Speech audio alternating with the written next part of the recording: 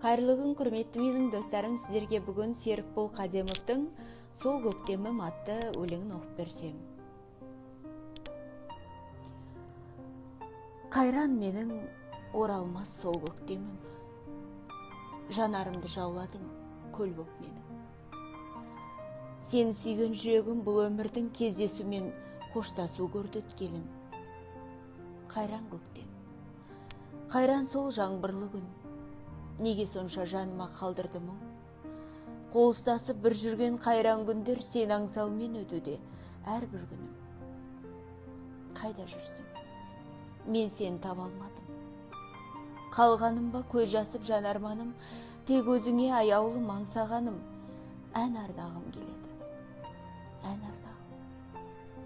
Жауап таппай қиналдым сауалдарға. Қол созған ек кеше біз сан арманға.